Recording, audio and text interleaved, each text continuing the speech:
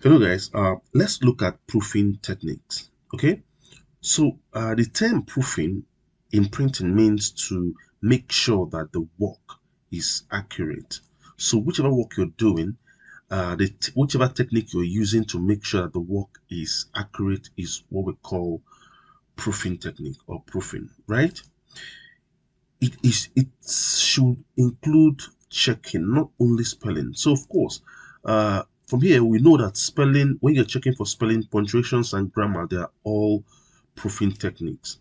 But apart from these, you also have a page layout. You have to also check for page layout, including the correct application of styles, the correct margin settings, images placed as specified.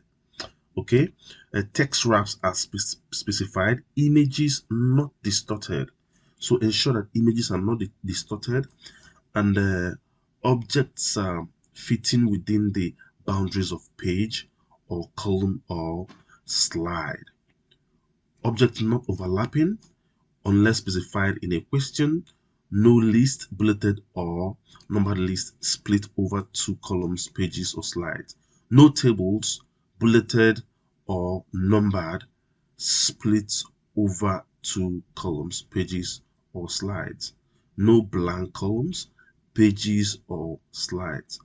No widows or orphans.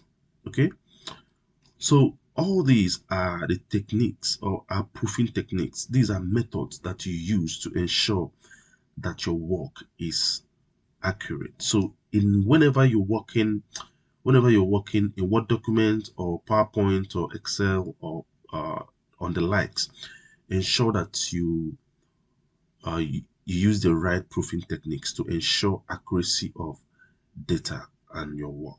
Okay, so thank you for this video. In the next video we're going to look at the difference between widow and orphan. So I will see you in the next video. Take care. Bye.